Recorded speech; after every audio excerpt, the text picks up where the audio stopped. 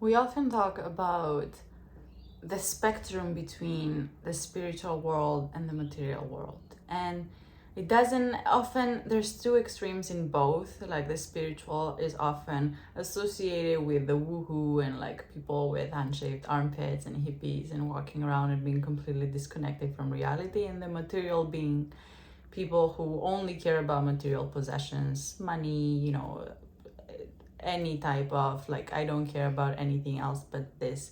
And they're both extremes.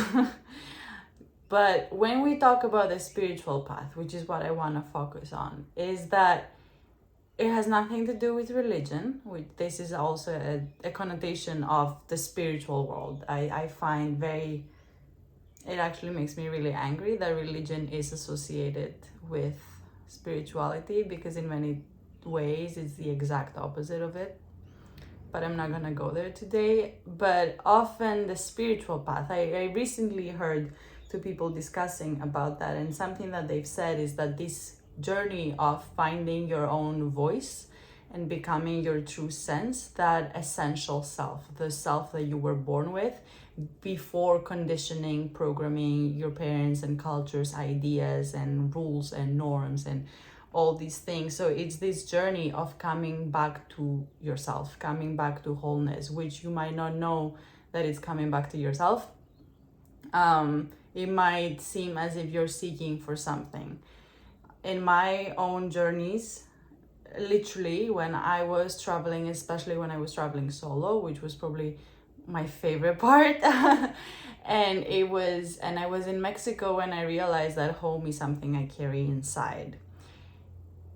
That didn't end there, as as Ram Dass says, if you feel you're enlightened, spend an evening with your parents. So we tap into something and then out of it and then back in. And every time we go back in, when we're conscious enough and awake enough, then it seems like we go a layer deeper and a layer deeper, and we're just going back to what in the core might seem like something like our true essence, our true selves. So that's that. Now, I'm a high believer now in something that I teach and coach my clients through, is having grounding in that and not being in that extreme side of the spectrum where you're just meditating all day. What I teach and what I share are practices that ground you into the day-to-day life, into the realistic and the achievable. So it's spiritual but grounded. So I'm a very practical person. I create journals that share productivity techniques and help people with their routines and their time management, and weaving in those practices that help you be in a relationship with the spiritual side of yourself and the true side of yourself, while you still have to have all these different identities and parts and ego. There's a healthy ego to have, train the ego as well, to go into your work and have relationships. So we don't want to be, if we want to be functional humans in this life, then we need the integration of both and that balance and dance of both. Unless you just want to be in the spiritual world, which I've also met people who want to do that. In that case, do renounce yourself and go in a monastery. And and I've had that myself many times. It was like, should I do this, or should I just go and live in an ashram and practice yoga every day? Should I do this, or should I go next to an ayahuasquero in South America and learn how to work with ayahuasca, and just that would be my life? But that would be a life of not having many material means and not having many relationships with certain people and so on. And in the end, I keep choosing to integrate both into a life that has a healthy balance of both.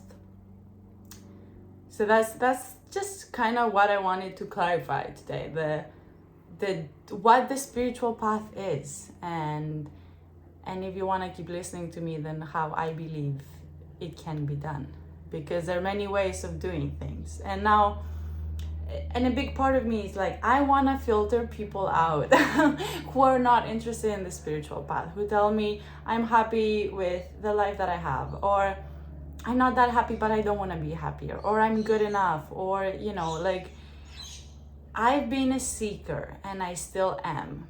I've always felt like there's more and it can get better and we can go deeper, and there's a point in healing. And even though sometimes it's really difficult, it's such a rewarding path to be in. So I've always had this thirst for knowledge, for experience, because healing is experiential. There's not, you have to practice and put yourself in different conditions and do things you don't like, and meditate whether you don't want to meditate, and jump out and do other things. It is a practice and it is an experience. Like, going into plant medicine ceremony is an experience. You're not just learning insights, because that's what we've done our whole lives. We've been taught, we read quotes, we read books, we are taught ideas and taught how to think, but that's not enough because it stays on a cognitive level. So if you are in this path of wanting more, seeking more, being thirsty for more, having this itch, like there's something that keeps wanting you to go out there and put yourself in different contexts, then this is it. And it is a practice. It's not gonna stay on a cognitive level, but you're gonna experience it, embody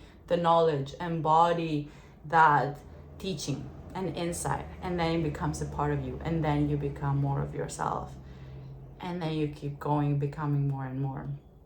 So I'm talking to those people who have that because I can't just be the only one. You know, I've always had this thirst for more, and I want to meet you, and I want to get to know you, and I want all of us to keep going down that path, because it does exist and it is beautiful. And there's many people who will tell us it doesn't, and it's not, there's no point in doing this thing, and just, you know, go to work and have a basic ass life and be happy with that. And I feel like life is just so intricate. Like, there's a complexity to life, and that's great. The same with our consciousness. Like, I've heard once that we only use a small percentage of our consciousness, so why not use more? It's there. Same with life. Like, life has so much. Let's just get into it, you know. Go deep. So I want to clarify that these are the kind of people that I'm speaking to, the kind of people that are me, have been similar to me, and they are on this path of wanting more and becoming more and being on that spiritual path that does require taking action, doing it the experiential way, and assuming the responsibility it takes to really be the leader and the creator of your life.